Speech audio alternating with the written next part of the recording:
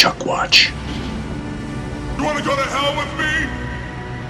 We noticed that listenership is up, and we noticed that people seem to be interested in our shit talking of Chuck Dixon. Yeah. So we thought that we would say hi to everyone, welcome new people, whoever you are, and talk about some. I don't know. Do we want to say this is good, Chuck Dixon? Thank you for listening. But Yes. yeah, we also slander Chuck Dixon on a regular basis. Mm-hmm. Sort of.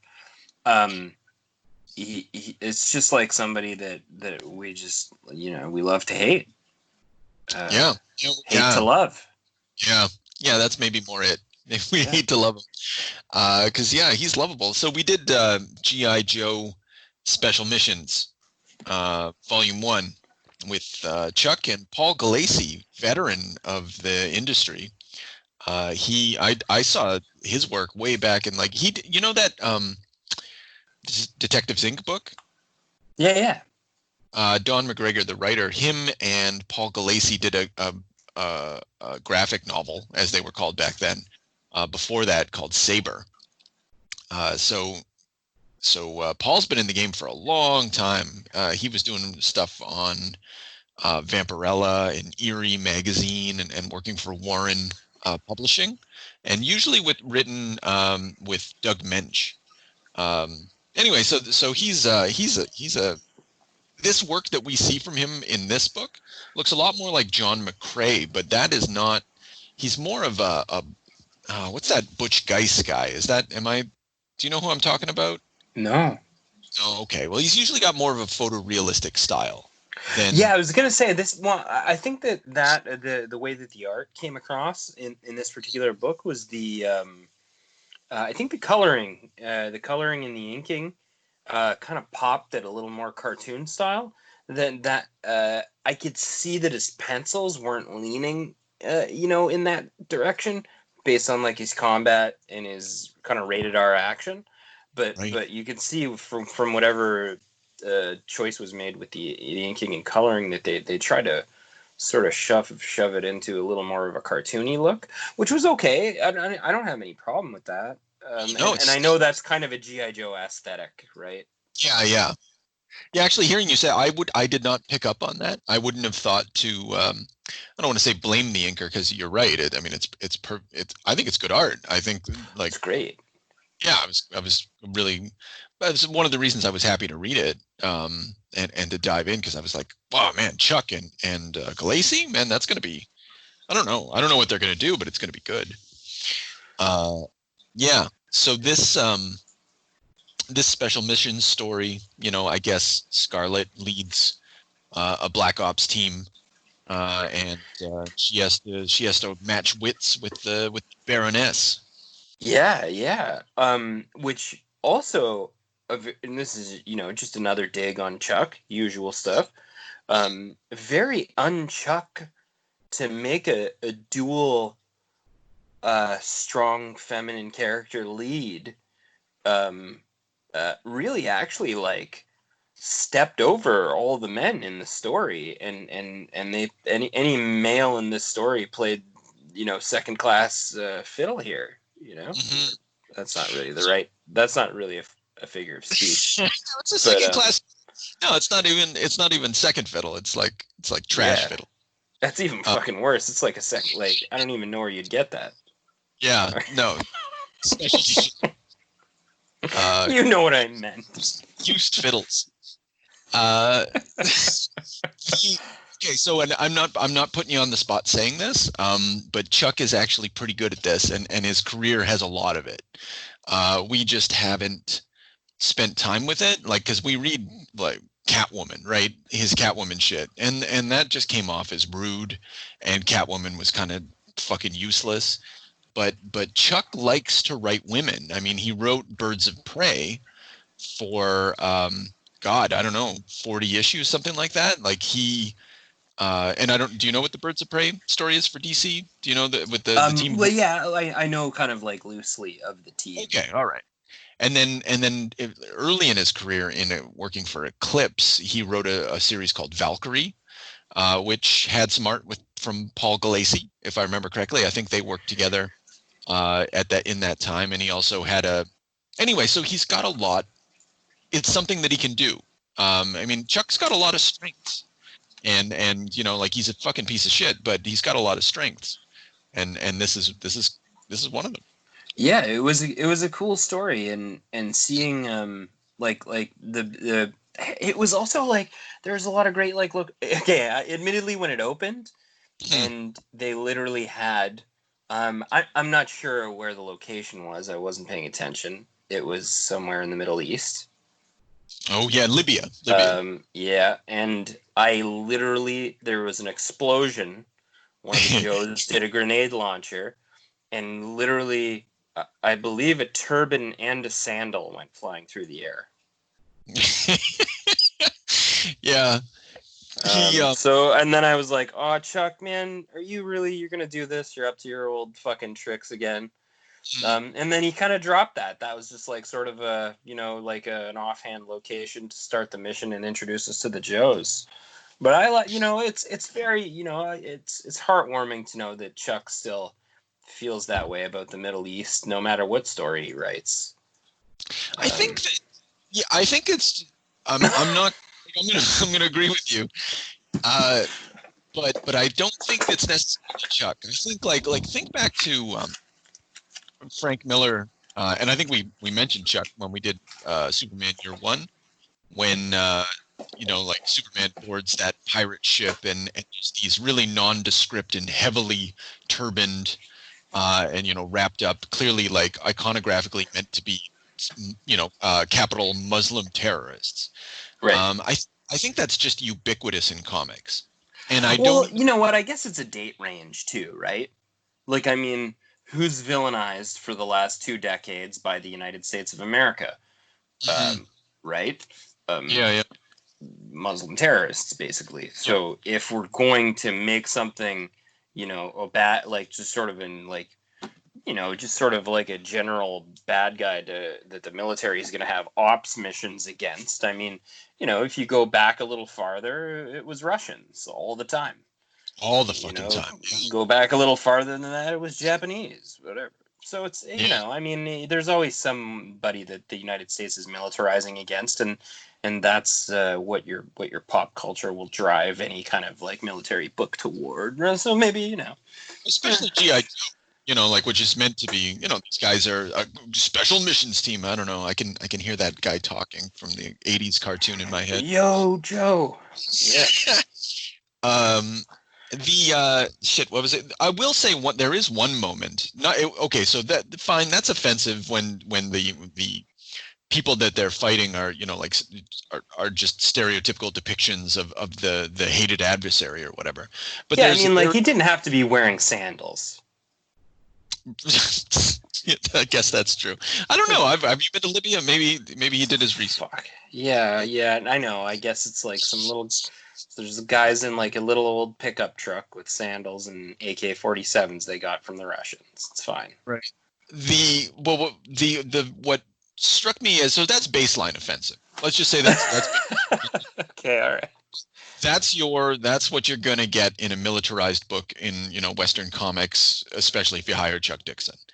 What kind of offended me, or at least like when I was like, "Oh, Chuck, you are at it," is when they commandeer that pickup truck and they're being chased by camels, and I forgot about the camel. And there's that image. I sent you a screenshot of the camel at one point when we were reading it. I don't remember.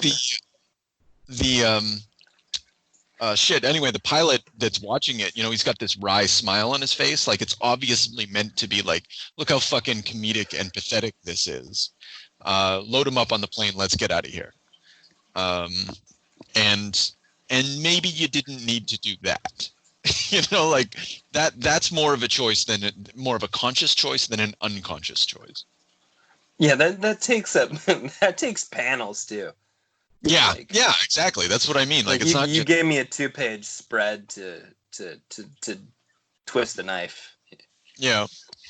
But then they get out of there, and then it stops. Then we start like a cohesive story.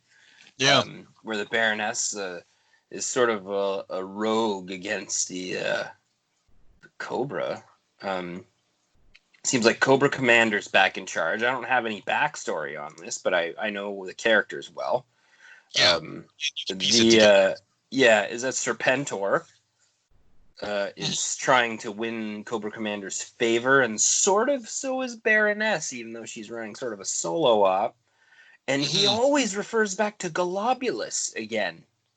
So, yeah, but the idea, like what I gathered is Globulus in this continuity, for whatever reason, is not the voice of the Penguin. I can't remember, Burgess Meredith. He's a god or something. He's a deity, some sort of desert force of evil or something like that. Who knows? Maybe he's like a martyr or something too. I don't know. I guess that's possible. Yeah. So there's some backstory in this that isn't really explained, and that because, and I think Chuck knows this. Like everybody who's picking up G.I. Joe, they got an idea of what's going on. He doesn't need one of those little bubbles. Actually, you know what? I know my Joes. Like I know my Transformers. Yeah. Like you don't have to tell me who Optimus is. You don't have to tell me who Bumblebee is. I don't need a fucking history. You can start your story, Yeah. You can twist the continuity a little, whatever. Go for it. Yeah. What I was going to say is that you don't need those little, sometimes they have the asterisks, and then in the corner in the little text box, it'll be like editor's note, blah, blah, blah. Yeah. I would say that you don't need those things, but they still show up, usually to explain Chuck's kind of esoteric use of acronyms or something like that, like trying to show how military these guys really are. Which is cool. That's fine. I like that. Yeah. I just, but you don't need those. Like it really gets in the way. Like if you're not going to explain why Globulus, if you're not going to explain like plot things, but you're just going to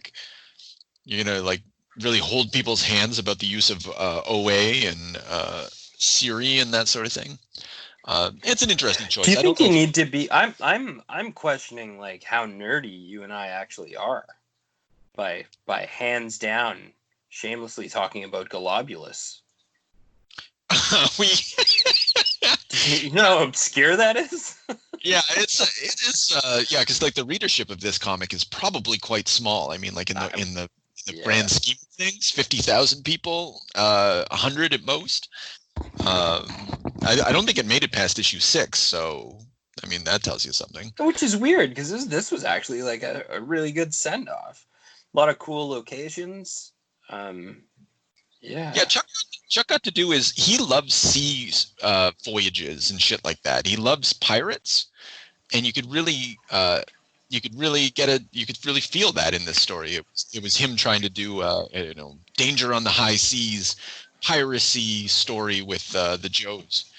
This was a sick pirate story. This was like a modern, like you literally. This was they had a modern day, essentially pirate mutiny in this story. Like and they had their cool tech. They had their Joes. You had your Cobra. You had a mercenary team. You had a pirate mutiny. I mean, like, man, I was semi wowed about halfway through this. I was like, holy shit, this is he came to play, man, with 4 issues. Shit. I remember hearing him I heard him in an interview before he started writing these, or as he was writing them, or something like that, and he was very enthusiastic because like when they handed him Paul Gulacy, if I remember correctly, he was like, okay, well, fuck, like this is it. I can do a book. Like we're gonna do something great.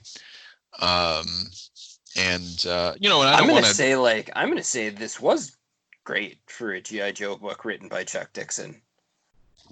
I don't think it's his best paramilitary jerk-off story, but I think that crown forever goes to Team 7, but I could be wrong. Yeah, no, Team 7,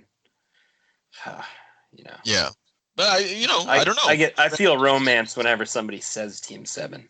Yeah, it's and actually one thing I don't know how to whenever Chuck has, I think Chuck should only write female characters for the remainder of his career, and because it just stops all of his worst impulses. Like if you give him, like think about Team 7, like just the toxic masculinity, the fucking rottenness of the fucking thing. And then in this story, That's awesome. I don't know. yeah, like I mean, like it's all the main characters are female, and I don't know if that restrains him somehow. Like it was just by the numbers. It was fine. You didn't get a lot of his bullshit or politics or anything. The weird thing about his two lead female characters, like, is that they're like absolute powerhouses. They're not complacent. They're bosses in their own respect. They're combat experts. They're second to none. They're all, and any male characters that enter into their bubble become complacent. Mm-hmm. And it's like, really, I mean, it's I mean, like you say, like you're all the kind of stuff that really makes them like shitty kind of gets like really suppressed to the point where like you can actually like pay attention to a pretty great action comic, which this was. Mm-hmm. Yeah, and normally I don't like sea stories at all. It's not something that interests me. And but yeah, this carried through. I like when Scarlet punched a shark. I punch that fucking shark right in the face while that other guy just looked like he was gonna cry. That was his boyfriend too. It's a little bitch. Container underwater. She's like, "Let's go, beta boyfriend." Yeah.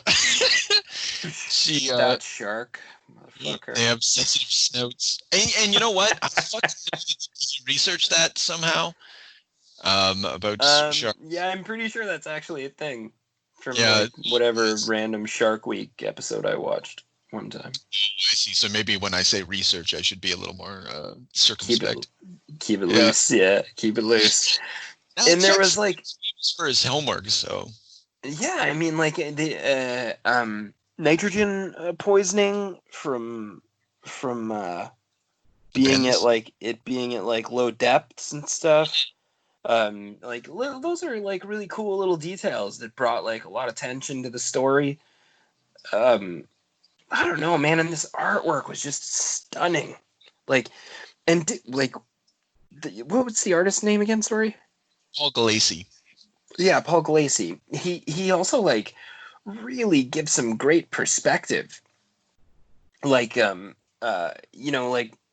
hard to explain. Like sometimes you're looking over the shoulder of someone holding a gun, and sometimes you take a headshot from one of your little Cobra buddies right beside you, and it's just interesting that way. It's like shocking and it makes you feel like you're kind of in the mix with some of the characters. Sometimes it's a great art style. And when Serpentor's shock troops, when they were dropping from the sky, and then they like almost like simultaneously deep dive and then start swimming to the surface and whatnot. Like that was amazing. That looked just fucking awesome. I would love to see something. Well, they show the ship first. I'm just kind of flipping through, and they've got the lightning in the background from the storm, and you can see all the parachutes in the horizon. And then, like you say, they're coming down, and it's like visceral. Like you're like a movie. You can see it happening and hear it almost. Yeah. If he has any, I bet he's done some movie storyboarding, but I don't have anything to prove that. I mean, a lot of these comics are light. No, I bet he does. It wouldn't surprise me. I mean, Brian Hitch, who we always manage to talk about but never cover. He, for instance, he designed Doctor Who's TARDIS for the 9th Doctor or whatever. Like these guys just end up doing little side jobs. And a guy with Gulacy's career, I mean, he's probably been all over the place. Yeah, you would think that that's where you would go to make a storyboard, like, or to get like a person to do storyboards. Yeah. But like you say, I know a lot of directors do it themselves. Ridley Scott does it himself. Oh yeah. Believe it or not, there's some pretty interesting drawings of his, and then he gets like people to come in with like a heavier hand, but Right. You just sees things, you know.